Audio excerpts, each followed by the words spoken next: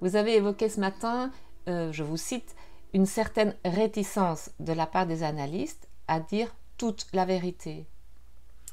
Oui, oui, c'est quelque chose qui me gêne beaucoup lorsque je suis en présence d'analystes trop fermés, à mon sens. Euh, une réticence presque, je dirais presque une crainte de la vérité, hein. Alors ça peut sembler totalement paradoxal, puisque la psychanalyse est une quête de vérité, un chemin vers une vérité, une école de la liberté. Alors pourquoi cette réticence? Pourquoi cette rétention d'une part de vérité? Eh bien parce que je crois que les psychanalystes défendent des théories dont personne ne peut dire qu'elles sont fondamentalement, réellement le reflet de leur expérience quotidienne dans leur cabinet. Parce que, évidemment, personne, hein, n'est-ce pas, hormis l'analyste et l'analysant, ne sait ce qui se passe dans le cabinet du psychanalyste. Ça signifie que l'on peut être un âpre défenseur de la psychanalyse, un défenseur des théories de la psychanalyse, et pratiquer pourtant d'une façon qui n'a parfois rien à voir avec ces théories. Et cette façon-là de pratiquer, c'est comme si les psychanalystes ne voulaient pas en parler, comme s'il était indispensable que l'image de leur pratique soit fidèlement conforme à ce que prône la théorie. Voilà, et pourtant elle existe bel et bien, ou elles existent bel et bien, ces autres pratiques. Quand vous dites ça, on a vraiment l'impression d'un grand déphasage entre la méthode analytique et la possibilité qu'ont les analystes d'utiliser cette méthode analytique. Mais c'est exactement ça, exactement. Et la raison me paraît évidente, c'est qu'aujourd'hui, la demande majoritaire n'est pas une demande de psychanalyse. Et donc, l'analyste répond à la demande des souffrants, quelle que soit cette demande. Il a choisi d'être psychanalyste pour ça, n'est-ce pas? Répondre à la demande des personnes en souffrance. Et donc, eh bien, en accueillant les patients, même s'il ne s'agit pas d'une demande d'analyse, la question que l'on peut se poser serait la suivante. Est-ce qu'au bout du compte, c'est-à-dire au bout de tous les débats stériles, est-ce que analyse et psychothérapie ne poursuivent pas le même but? Vous connaissez peut-être cette réflexion, hein, de Winnicott, qui disait déjà à son époque: je suis psychanalyste et je fais de la psychanalyse. Bon, mais quand je ne peux pas faire de psychanalyse, eh bien je fais autre chose. Alors d'abord, pourquoi? Pourquoi dans certaines situations, dans certaines circonstances, ne peut-on pas faire de la psychanalyse? Je dirais essentiellement parce que la structure du patient nous en empêche. Et alors, dans ces cas-là, que fait-on? Eh bien, la question, c'est peut-on aujourd'hui être exclusivement psychanalyste? Je veux dire, peut-on faire exclusivement de la psychanalyse?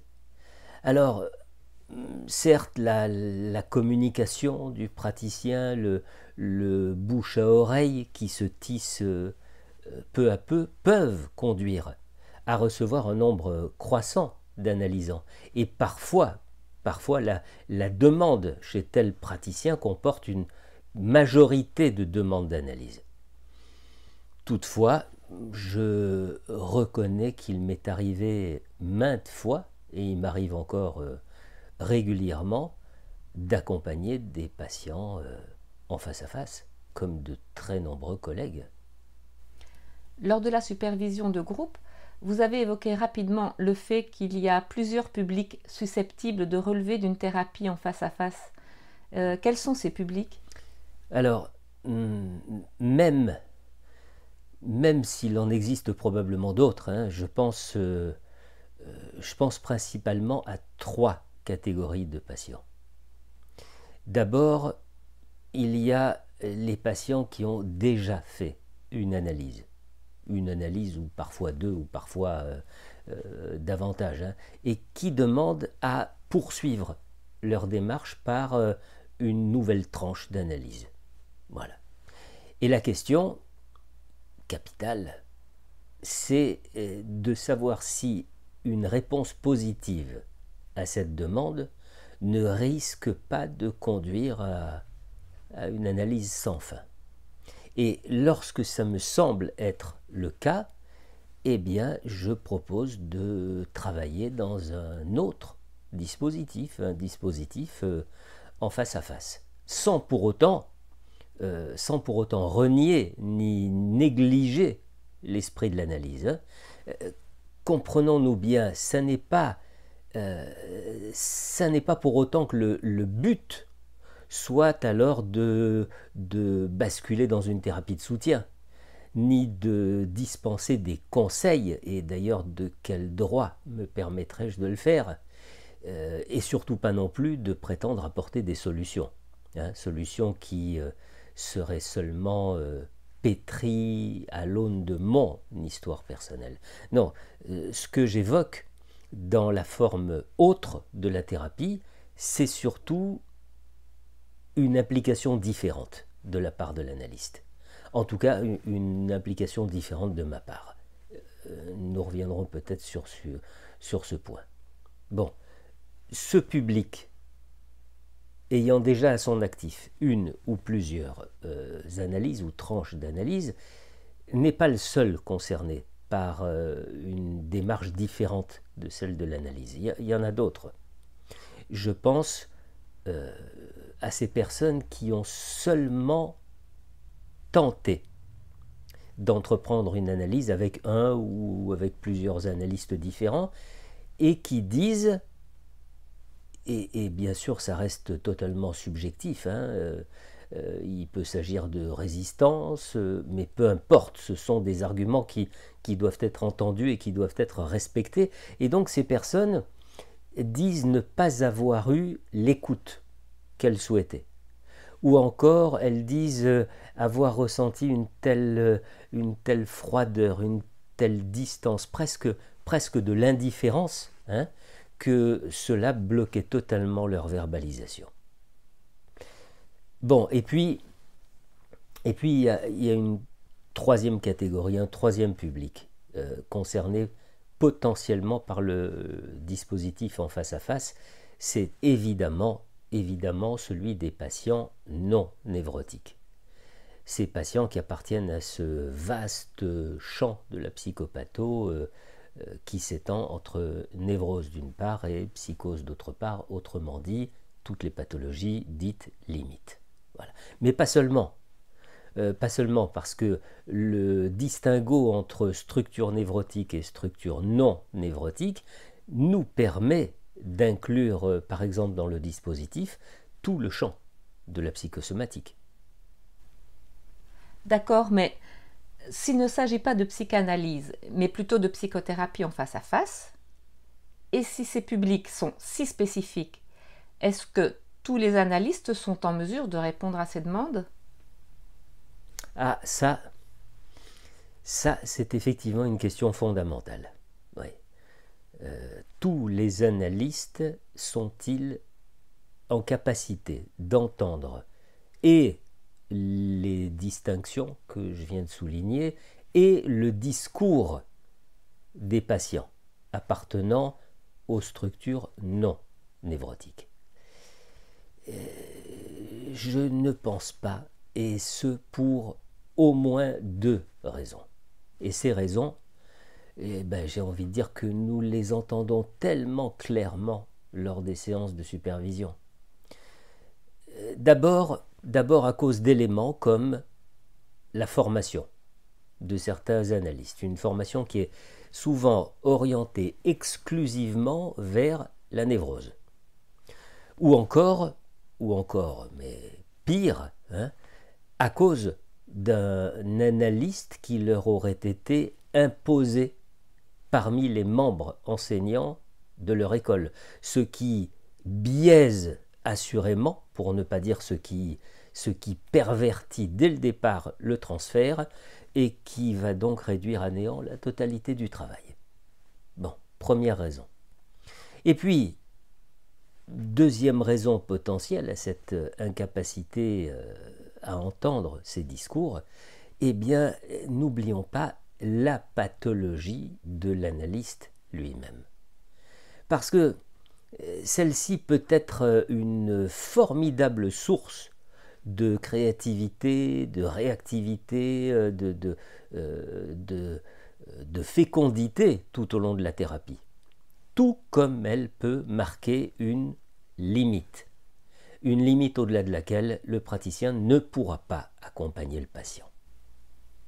Bon, mais qu'est-ce que vous pouvez en dire de ces psychothérapies en face à face ? Qu'est-ce qu'elles ont de spécifique ? Mais déjà, je voudrais souligner quelque chose d'important, c'est que lorsqu'après des mois, voire des années de travail, nous voyons objectivement des améliorations notables chez le patient. Et lorsque c'est le patient lui-même qui parfois les met en avant, ces améliorations, eh bien, un moment arrive où celui-ci peut pourtant nous confier, vous savez, malgré tous ces changements en moi et dans ma vie, j'ai le sentiment d'être resté le même. J'ai le sentiment d'être toujours le même au fond de moi. Eh bien, pour revenir au tout début de notre entretien, c'est ça aussi la part de vérité que beaucoup d'analystes ont des réticences à dire. Et c'est une vérité qu'il faut pourtant regarder dans les yeux, parce que, au fond, que cherchons-nous par des voies, des dispositifs différents, certes, entre psychanalyse et psychothérapie, hein ? Que cherchons-nous ? Nous ne cherchons certainement pas à changer le sujet. Nous cherchons simplement à le rendre plus conscient. Hein ? Conscient de la nature de ces conflits, éclairé quant à ces traumas et à leurs conséquences, conscient de leur réactivation à travers le transfert, et conscient aussi de la résistance qui est à l'œuvre et qui s'oppose quelquefois pendant très, très longtemps à ce travail. Alors, qu'il y ait parfois guérison, eh bien je dirais que c'est la cerise sur le gâteau, hein, une guérison en forme de résolution de quelque chose de très précis, de très pointu, contre quoi le patient se cognait, hein, ou qui le faisait s'interroger. Bon, mais le gâteau en lui-même, le gâteau, ça n'est pas une quelconque guérison fantasmatique. Le gâteau, c'est avant tout un évident gain de liberté. Oui, et donc, les spécificités de ces psychothérapies en face à face ? Oui. En quoi résident-elles, ces spécificités ? Déjà pour ce qui est du praticien, l'écoute analytique demeure exactement la même. L'intérêt pour le patient est de la même ampleur. Alors je dirais que nos interventions, mes interventions en tout cas, sont plus fréquentes. Maintenant, pour ce qui est du patient, là, le matériau délivré possède tout de même des particularités auxquelles nous ne sommes pas habitués lors de l'écoute d'un patient de structure névrotique. Qu'il s'agisse par exemple de l'entrée en scène de l'Oedipe, ou qu'il s'agisse des manifestations qui vont trahir le refoulement, on peut déjà affirmer qu'il va falloir, dans le travail avec ces patients, faire appel à de nouveaux outils conceptuels, hein, parce qu'il n'est pas concevable de calquer sur eux cet arsenal si familier que nous utilisons au quotidien dans le cadre des névroses. Oui, mais c'est-à-dire? Ben, pour ne prendre que le cas des patients limites, il y a par exemple un défaut manifeste de représentation. Vous savez, le névrosé, lui, dispose de la capacité de fantasmer, et notamment de fantasmer la vie de l'analyste, et surtout pendant les périodes d'absence de celui-ci. Chez les cas limites, c'est très différent.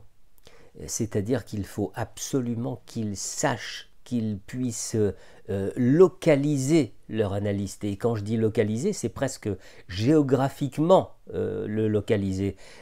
Certains patients tentent même de communiquer avec lui pendant ces périodes d'absence, d'autres pas forcément, mais il leur faut pouvoir se représenter l'analyste dans tel ou tel lieu.